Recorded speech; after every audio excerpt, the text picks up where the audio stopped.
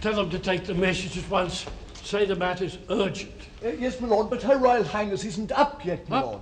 Well, of course she's not up at this hour. Go and get her up, man. Yes, my lord. And say His Grace the Archbishop of Canterbury and Lord Cunningham are here to see Her Royal Highness on important business. Yes, my lord, but I shall have to call the maid first. Well, call her. Yes, my lord, but the maid sleeps where I'm not supposed to go, and the door up to it is locked. I shall have to throw stones at the window. Well, go and do the best you can. Yes, my lord.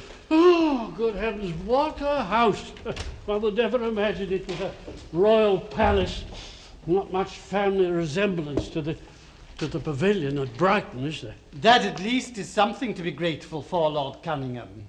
After the ostentation and excesses of recent years, I find it a comfort that the princess should have been brought up in circumstances of such simplicity. All the same, I'm surprised to hear she sleeps with the old cat. I beg your pardon. Oh, I beg yours. I suppose we shouldn't call her that now. The Duchess of Kent has many difficult qualities, but we must remember that her late husband, had he lived, would have been King of England. Yeah. Well, hadn't we better sit down? You know, if that man's stone throwing is no good, we may have to wait a long time. Your Grace, sir, will you? No, I thank you. It's a chilly hour to be up. Never go about late at night or early without something. For you, my lord, very wise. But I never go out at night, you see. At least, not late. I sometimes wish I didn't when the night's over. Now, tell me, when King George died, how did King William take the news of his accession? His first words were, "Bless my soul, you don't say so." And then, well, I may be less of a figurehead, but I'll make a better king than poor George. He didn't know, did he? No. A better character, but not a better king. That happens sometimes, I'm afraid. Kings often manage to do quite well without morals. Brains are more important, or you can't imagine the trouble we had with His late Majesty. They say you can make a donkey go by tying a carrot in front of his nose. Well, King William was like a donkey with a carrot tied to his tail. Was he just a little like his father? Mad? Oh, no, not mad. It was the shape of his head, I think. It was pear-shaped, just like a pear. The weakest fruit drops earliest to the ground, says Shakespeare, and his head was weak fruit, distinctly. Amazing how he'd hung on, and can't exactly say lasted. What have you done? I call the maid, my lord. Would your lordship like more light at the windows? Oh, no, not the windows, I think. No. And the blinds, well, the blinds must stay down at any rate. Very sad, you know. Good old King George. Such a large family, so many sons, and not one of them what he should be. She, the daughter of one of them. Oh, but women are different. So different, you know. Let's hope. Oh, we must get her married and to the right man. You know, her cousin Prince George of Cambridge would be very suitable. Same age, and you can talk English like a native. Over that you will have difficulty with the Duchess. I'm told she's already planned a marriage more to her own liking. Who? She has two nephews through her brother, the Duke of Saxe-Coburg, Prince Ernest and Prince Albert. That won't do. Tainted blood. Indeed? Yes, skin bleeding. Haemophilia, it's in the family. Cousins, no, it won't do. But Prince George is her cousin too. Ah, yes, but it's not on that side. It's on the mothers, the Coburgs. And you know, it comes through the women. The males have it, the women don't, but they pass it on. Really, it's high time the royal family stopped interbreeding and married some commoners, or peers at any rate. You know, if only the Duke of Wellington had been 20 years younger, I'd have married her to him. You don't say. Oh dear, that girl's a very long time coming. The Queen? No, I meant the maid. I'm wondering if she has called her. Oh, it's a pity, you know, it's a pity. I don't know what to think of it. It meaning what? Female on the throne. King would have been so much better. Oh, I don't know, my lord. Heirs male of the last generation have not been a conspicuous success. No English king has been a conspicuous success since Edward I. Yet the monarchy has gone on. Yes, and it's gone off. I beg your pardon, Yes, my well? lord. Her Royal Highness, my lord. I went in, but Her Royal Highness was asleep. Well, you must go and wake Her Royal Highness up then. Such a beautiful sleep, my lord. I didn't like to. Even the most beautiful sleep must give way to affairs of state.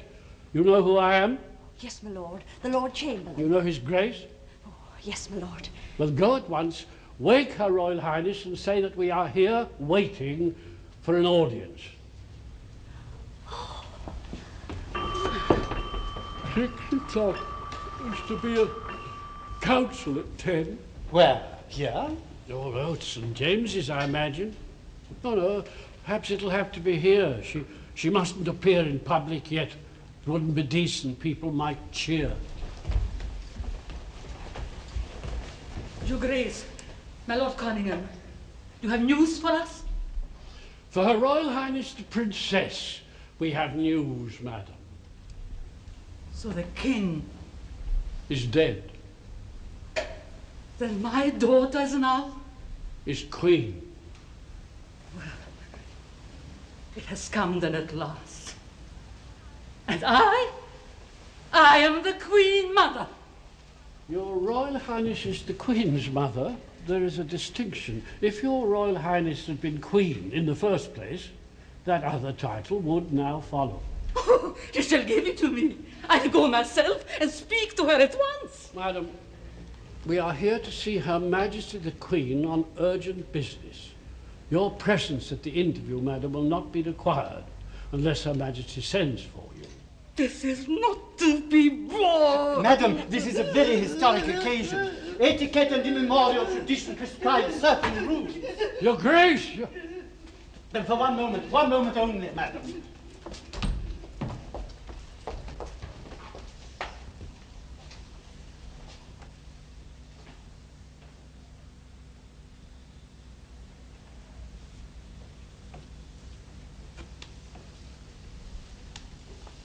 Your Majesty, it is our painful duty to announce to Your Majesty My daughter, she's Queen! Queen!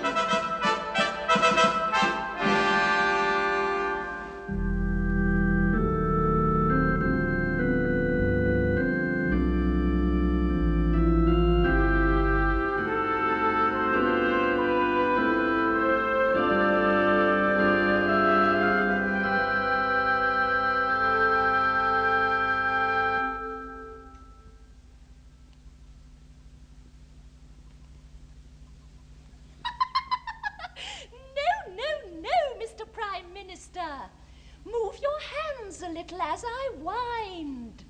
Like this. That's better. Lord Melbourne, Yes, ma'am. how do you begin the day? Begin it, ma'am. Yes. What do you do first? You who have so much to do in the day. I find it difficult to know myself where to begin. Well, ma'am, starting at the very beginning, I breakfast, if I may be allowed to say so, in bed. I should never have thought of that. Try it, ma'am. Try it. Oh, I shall. Do you know, before I became queen, I was never allowed to sleep by myself. Poor Mamma was quite distressed when I insisted on doing so. But it did seem to me that a queen should have a bedroom of her own. Don't you agree, Lord Melbourne? Indeed I do, Your Majesty. But breakfast in bed. Oh, what an excellent idea. And after breakfast, what then? Well, now, let me think. First of all, I rise. Over that I need not go into details. No? Oh, would you like me to, ma'am? No, oh no. You rise. I rise from my bed, then I ride in the park. When I come home, I write. So, I begin with the 3 R's. Rising, riding, and writing. But writing begins with a W. I stand corrected. Your Majesty is right, as usual. funny, Lord Melbourne. Funny? So witty, I mean. You always say something amusing.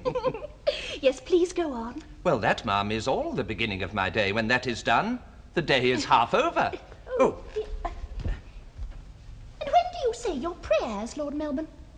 My prayers. I say them whenever I have time for them. But, Lord Melbourne, As often and as long as possible. that seems to me a little irregular. Did your Majesty never hear the story of the holy monk who had a vision vouchsafed to him? A vision of, of a very high character. And just as the vision appeared, the chapel bell began ringing. Now, discipline required that he should leave the seraphic vision and go into chapel with the rest, a function which, in the circumstances, seemed so like praying to the vision behind its back as to be almost foolish. It was a hard thing to do, but the monk did it.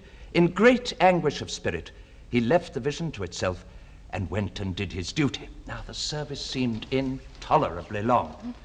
He was dying to get back to his vision, and at last he was able to, and the vision was still there. And as he fell down before it in renewed adoration, the vision remarked, "If you had not answered that bell, I should not have waited," or words to that effect. Ma'am, my position as Prime Minister is very similar to that of the pious monk. I am continually having to leave the vision in order to answer the bell. But I thought, Lord Melbourne, that visions were rather superstitious things. Oh, they are, ma'am. In these days they are. Do your best to avoid them. They savour too much of Roman Catholicism. Now, ma'am, with your Majesty's permission, I will leave visions for the moment and come down to facts and affairs of state. Now, there are certain things which will soon require a decision, and one or two in which delay would be inadvisable. Oh, yes, there are many, I'm sure. There is one especially, which your Majesty graciously deigned to mention the other day. You said then, ma'am, with a courage which I thought remarkable in one so young, "Some day we must marry." Has your Majesty given that matter any further thought? Oh, yes, Lord Melbourne. I have thought of it a great deal. But is your Majesty prepared yet to take me into your Majesty's gracious confidence? You mean? As to the possible recipient of so overwhelming an honor? Oh, I've not thought of any person in particular. I mean, I have made no decision. I am relieved to hear it, ma'am. Then your Majesty still has an open mind. An open mind? Well, of course I shall make my own choice, Lord Melbourne. But there are certain things to which I am quite resolved. My marriage must be a marriage of affection. I am sure, ma'am, that that can be arranged without difficulty. Someone, I mean, whose character I can respect. One whom I can love and look up to. Look up to? Yes, Lord Melbourne, it may sound strange to you, but I must have as my husband one whom I can eventually look up to, when I have trained him for the position he will have to occupy. Quite so, quite so. And I trust that such a person will be found. And as your Majesty owns to having an open mind, I have here with me a list of possibles. Oh, Lord Melbourne, how interesting. May I see your list? If your Majesty will pardon me for the moment. Ma'am, the conditions for a suitable consort to your Majesty's throne are necessarily special and particular, I might almost say peculiar. He must, of course, be of royal blood, but on the other hand, he must not be the direct or likely heir of any foreign king or ruling prince. But why not? We want no more entangling alliances or foreign crowns. The country is better off without them. And then, naturally, your Majesty's husband must, of course, be of the Protestant faith. Oh, yes, I couldn't marry a papist. You could not, ma'am. The Act of Settlement forbids it. Then he must be young enough to be a suitable life partner to your Majesty. He must know or be capable of learning the English language. Capable also of adapting himself to English customs, habits, and prejudices. And the last is the most difficult, for the English have a natural prejudice against foreigners. But, Lord Melbourne, that makes it impossible. No, ma'am. It only rather restricts the choice. Someone must be found who, once naturalized, can share the prejudice. I have known it done. Your Majesty's cousin, for instance, Prince George of Cambridge, is rapidly acquiring a thoroughly British outlook. In another 5 years or so, he will have learned to dislike foreigners as much as we do. But Lord Melbourne, do you dislike foreigners? Oh, no, ma'am. Oh, no, of course not. But sometimes for political reasons one has to pretend to. Well, and what else? He must have bearing suitable to his station. He must have a certain amount of brain, but not too much. He must not expect to interfere in politics. Indeed, no. I should never allow it. And finally, ma'am, he must have health and a sound constitution come of good stock. And that, ma'am, has been our main difficulty. Good stock among the royal families of Europe is rare. Please explain, for I don't quite understand. Good stock. I thought that meant cattle. It also means, ma'am, what comes down from father to son. As in the second commandment, where we are told the sins of the fathers are visited on the children and the virtues. Now, in certain royal lines, the sins and the virtues have become mixed, and one has to be very careful that they should not become more mixed.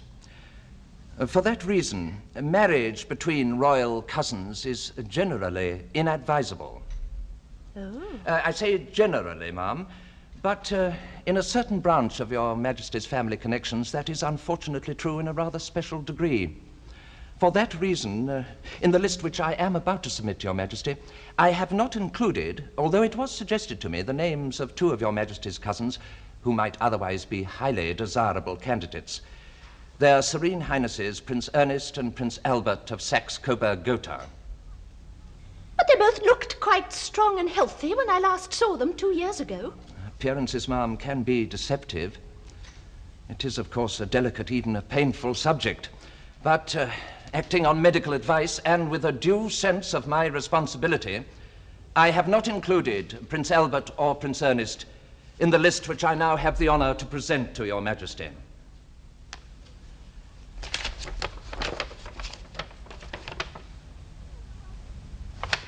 Oh, but do I know any of them? Well, your Majesty knows one of them very well. Oh, I didn't see. But Prince George is my cousin, too. A different branch, your Majesty. There is not the same objection. Oh, but I couldn't marry my cousin George. He's so... Nobody wishes to make your Majesty's choice.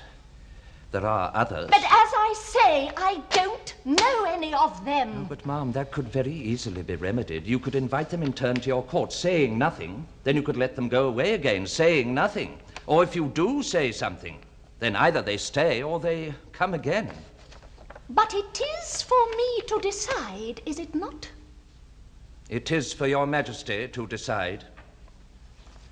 Your Majesty need not marry at all. Oh, but I must marry. Mamma always said so. So I've been told. But, ma'am, in so important a matter as this, even the most devoted filial affection must not be allowed to influence your choice. I am merely indicating, ma'am, that should any attempt be made to influence your choice in a certain direction, that choice, for reasons already stated, I should have to oppose.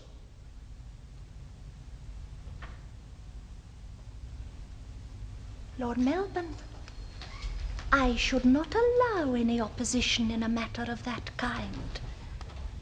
Not even from you.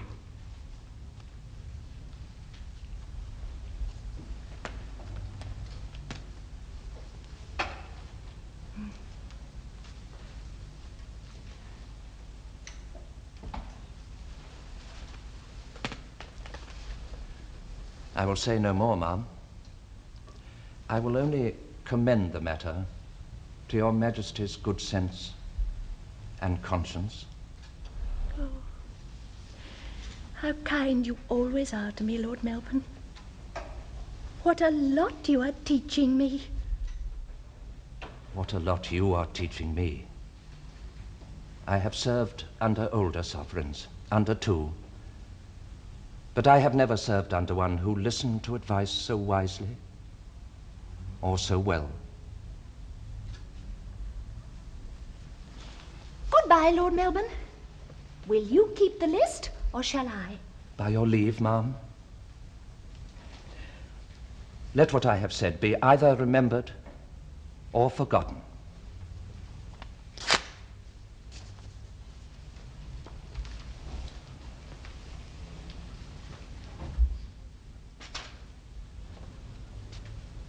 The choice must be your own. Yes.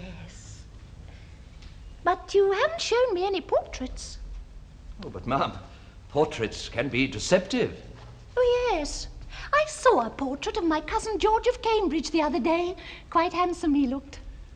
Ma'am, court painters are like prime ministers. They only know their duty. They do what is expected of them. If they cannot do that, they have to go. Here is a portrait that was sent to Mamma the other day of my cousin, Prince Albert. Oh, yes. Now, surely he must have grown very handsome. It would not be possible for a court painter to imagine anyone like that.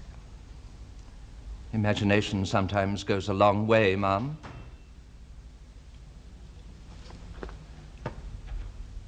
I do ask your Majesty to think most seriously about this matter.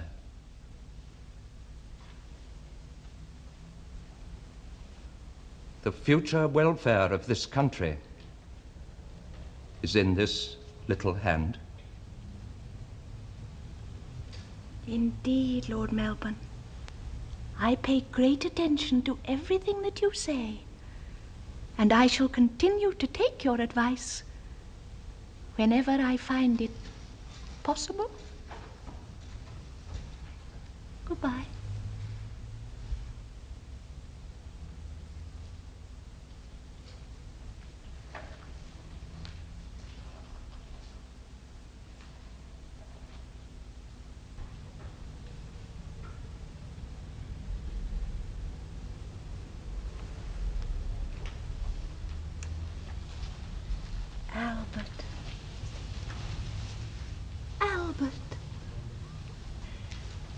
Albert, will you marry me?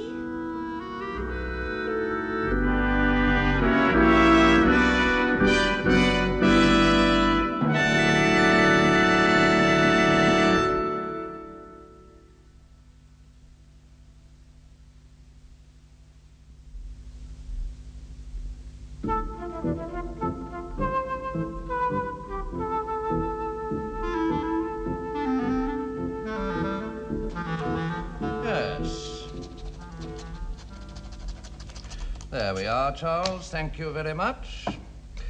That'll be all. Thank you, my lord. Yes. Well, now, Mr. Tudor, what else have you to report? The court of Saxe-Coburg is a little anxious, my lord, because nothing has been said lately about the possible arrangement of a marriage. Oh. The court is anxious, my lord, because the princes are now of a marriageable age, and it doesn't want to let a good chance slip. Are there any other brides in the market, then?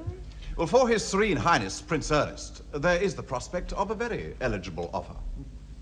However, a rumor of this other possibility has got about.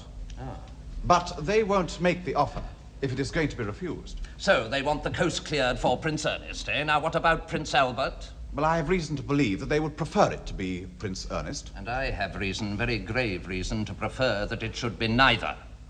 However, let Prince Ernest go. Tell them to give him away to somebody as quickly as they like. That'll be off my mind, at any rate. Your lordship does not now favour the proposal, then? I never did, Mr. Tudor. I never did. It was the Duchess of Kent with her damned interference. She seems to think that this country was invented entirely for the benefit of her own family. It was she who made the match as far as it could be made. Is Her Majesty greatly under the influence of her mother, my lord? Not now. No, not now. But she is greatly under the influence of her own feelings. And it so happens that before I could be there to prevent it, the thing was done. And I am afraid, I'm very much afraid, she will go her own way in this matter. She's in love with Prince Albert. She kisses his portrait, I'm told. It's very serious indeed. Cousins of that stock marrying may be fatal. If your lordship wishes to prevent the marriage with Prince Albert, it could be done quite easily. Mr. Tudor, I have been trying all I can, and it is damn difficult. She shut me down as if I were nobody. And I have tried more than once. It need not be difficult, my lord. You have merely to state certain facts, and the match will be off. Well, no, you do interest me exceedingly. Already morganatically married to some German wench, eh? Ah, no. No, the prince has a blameless character.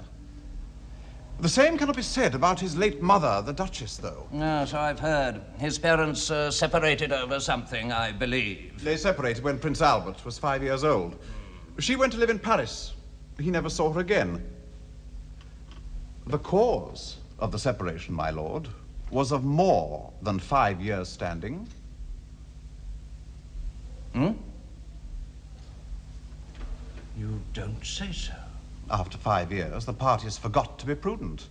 The thing got about. Who was the other party?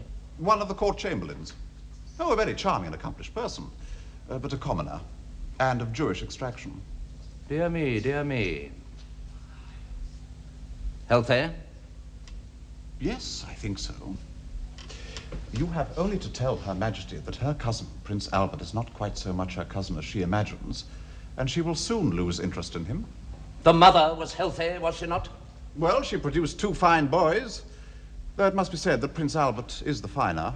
But only Prince Ernest can be really related. That is so. And the Duke cannot be the father of Prince Albert? Unfortunately, no. Are you sure? Well, I have confidentially been shown documents which put the matter beyond doubt. In the deed of separation, the facts were fully admitted. Why were they shown to you? Well, I imagine, my lord, because at Saxe-Coburg-Gotha there is a wish that Prince Ernest should be Her Majesty's choice, not Prince Albert. What they wish is no longer of any account, Mr. Tudor. I am enormously obliged to you. Your information is a godsend. And if my term of office holds for a while, as I think it will, I can promise you a promotion. The next suitable vacancy shall be yours. Understand, you have done your country a great service. My lord, I thank you. I thank you. Goodbye.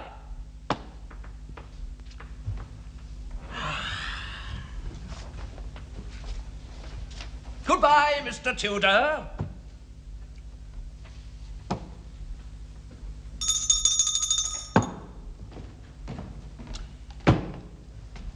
Charles, has Lord Cunningham waited? Yes, my lord. Then ask his lordship to be good enough to come in. At once, my lord. I haven't all that time, Mel. I'm expected at the palace. Cunningham, we've done the trick. We're going to marry her to Prince Albert. Good heavens, you don't say so. But, It's all right, it's all right, it's all right. but my dear Mel, yesterday it was all wrong. Ah, Well, what makes it all right, as you say? human nature. Sounds almost like divine intervention. It was, Cunningham, it was. It's not only marriages that are made in heaven, liaisons are made there too. Thank God.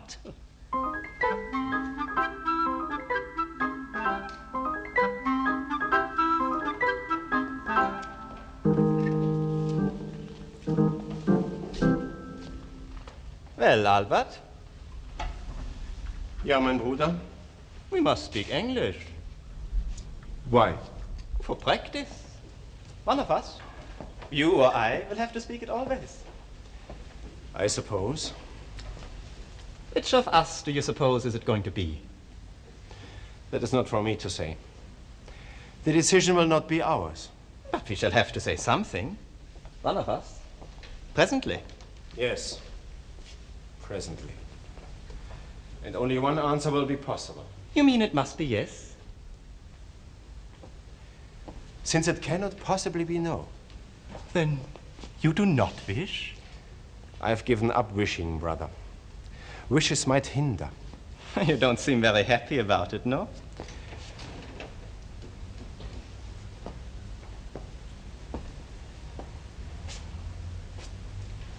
This foreign landscape terrifies me.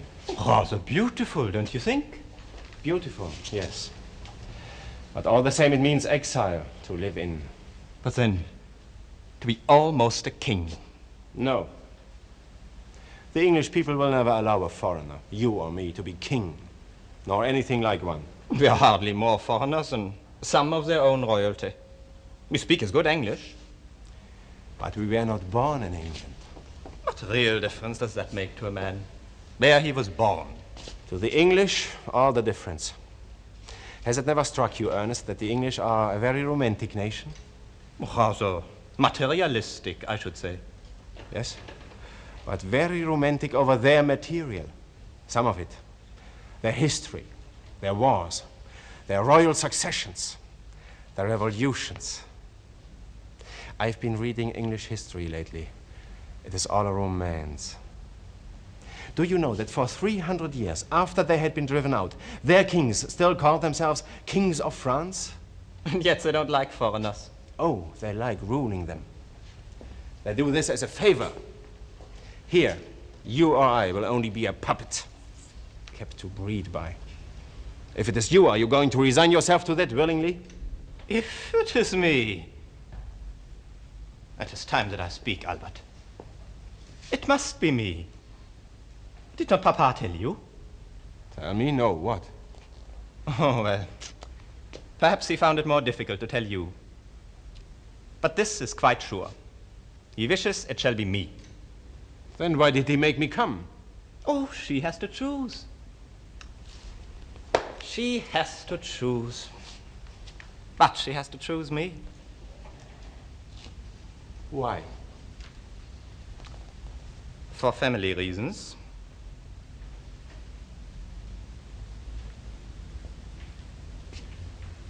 What reasons?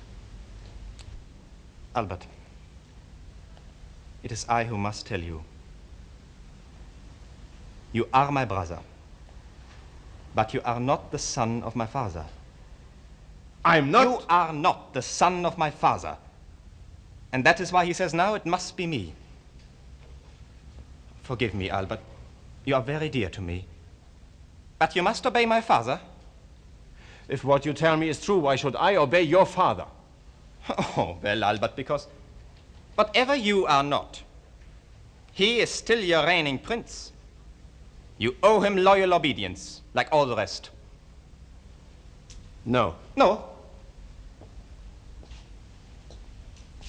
No, he did not tell me. He did not choose to explain. That removes the difficulty as far as I'm concerned. If she asks me, I shall accept. Then she shall not ask you. I shall have you sent home. And what if I refuse to go? What are you two looking so serious about? The rain. The rain? No, but it will clear presently. Then we will all go for a ride in the park. Oh, that will be very nice, to be sure. I do hope you are going to enjoy your stay, cousin. Very much. I shall find it most delightful. And you too, Albert. You are very kind, dear cousin. How could I help enjoying myself while I'm with you? Albert, that is the first pretty speech you have ever made me. I'm sorry, cousin. Oh, but I like it. I mean that it should be only the first. Well, so long as it's not the last, I don't mind. The rain is clearing. It has stopped. Shall we go out now? Cousin Ernest, I have made all necessary arrangements. We shall go out when we do go out, and not before. Besides, have you practiced your music yet? At home, I was told you practice every day. But here I cannot find the time. Go and do it now, and there will be time. I tried one of the pianos the day we arrived, cousin. It was not in very good tune. That doesn't matter. You will be alone. No one will hear you. Generally, when we practice, Albert and I practice together. Oh, duets, you mean? But if the piano is out of tune, duets would be dreadful. Go and practice by yourself, Ernest, and Albert shall practice by himself at another time. Is it a command, cousin? My dear Ernest, I wouldn't think of commanding you. But I do want you to be quite at home here. And as you always practice at home, I want you to practice here and now. We shall not start our ride for an hour. That gives you just time, so do go. Now. Very well, cousin. Albert, remember.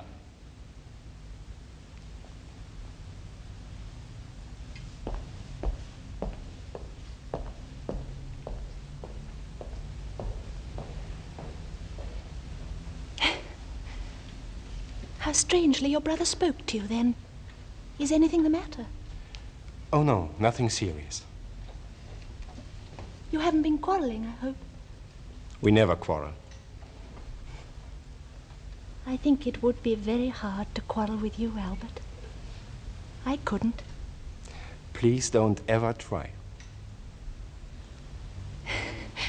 Some people are able to quarrel without trying. Yes. I suppose they like it. Yes, I suppose so.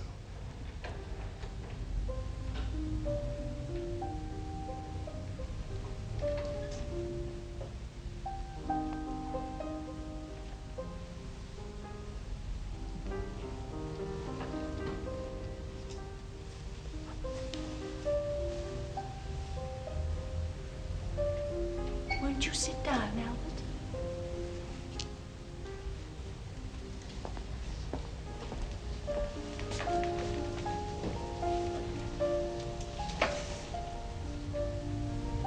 Why don't you sit nearer? Talking then is so much easier.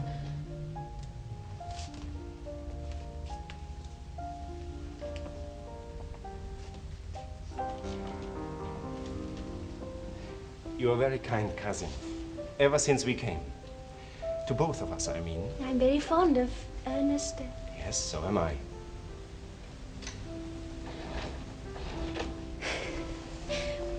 Would it be a great trial to you to have to live away from him? Of course, the parting would be a trial. But one would get used to it, as to other things. If it had to be. My life has been so different from yours. I've never had anyone always with me like that, one of my own age. All my life I've been so much alone, except, of course, with Mamma. I don't know what it can be like to have a brother. One gets very fond of a brother. Yes, but one can get fonder of someone else. Can one not? It happens. Sometimes.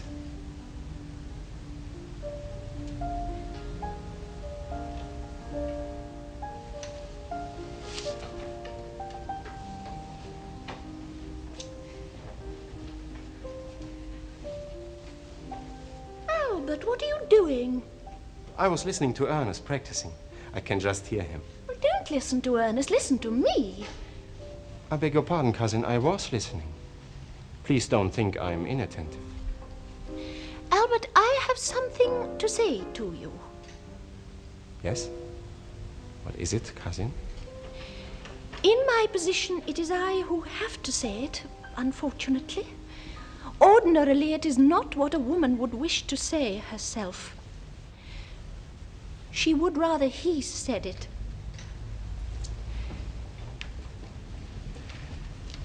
Is there anything you wish me to say that I can say? To hear you say that you can love me is all I can hope yet. If you could say that you already do love me, that would be almost like heaven. I do love you, cousin.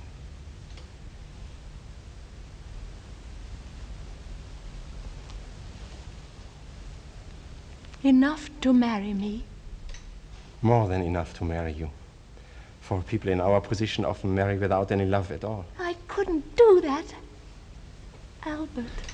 Nor could I, Victoria. Then you will marry me.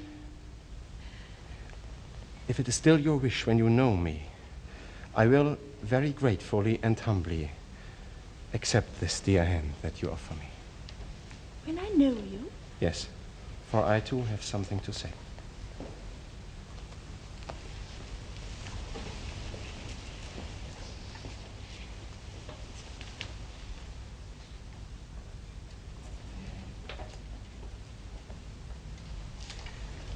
A few minutes ago, I didn't know about myself what I know now. Even now, I have no proof. Yet something tells me that it is true. Don't tell me, Albert, if it is anything I shouldn't wish to know. But I must. My brother Ernest and I had the same mother, but not the same father. I don't understand. I'm sorry you should have to. My mother and my father, Ernest's father, separated after I was born. They didn't love each other. My mother must have loved someone else. While she was married. Before you were born or after? Before. Who? I don't know. So neither do I know who I am. Perhaps I shall never know. Yet there must still be someone who could tell me more than I've been able to tell you. Shall I? Do you wish me to go now?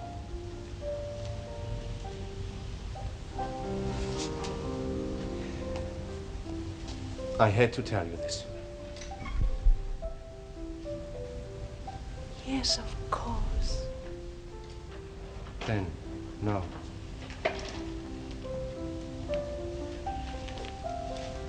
You wish me to go? No. I wish you to stay. It makes no difference to me. And besides, who knows? Ernest knows. It was he who told me, and his father knows. But his father sent you here, let you come. Yes, but he hoped it would be Ernest. How silly of him. Why? How could it possibly be Ernest when I had seen you? Oh, Albert, Albert, what does it matter? It is not your father that I shall marry. It is you. Oh. My very dear cousin. My sweet wife that is to be.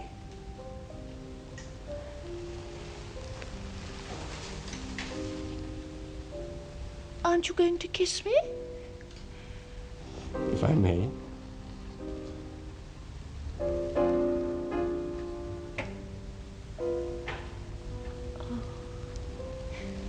Again, please. Again.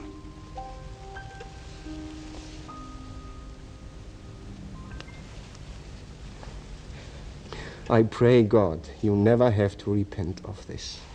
Repent? How could I repent? It is not in my nature, Albert. Besides, there isn't going to be time. We must be married quite soon. Everybody expects it. Expects me to marry, I mean. I had to choose somebody, but I wasn't going to choose anybody. Not even Ernest? Oh, I liked Ernest very much from the first. I do still. Is that why you sent him to practice? He knew. What, that this was going to happen? No, he didn't know that. What then? That you were going to ask me. Well, then, what did he suppose would happen? He expected me to say no. But you couldn't have said no to a queen. No. One couldn't say no to a queen. But did you want to? No, dearest one. All it means is that Ernest will be disappointed. Oh, I see. Poor Ernest. We must both try to be very nice and kind to him.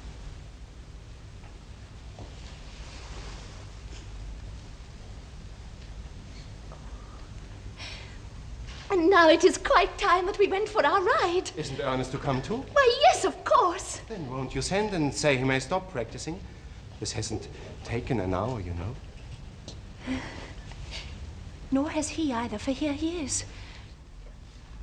Are you ready to come riding now, Ernest? Quite, if you are, cousin. Oh, yes. We are quite ready now. Everything has been settled. Tell him, Albert. Ernest, you told me to remember. I forgot.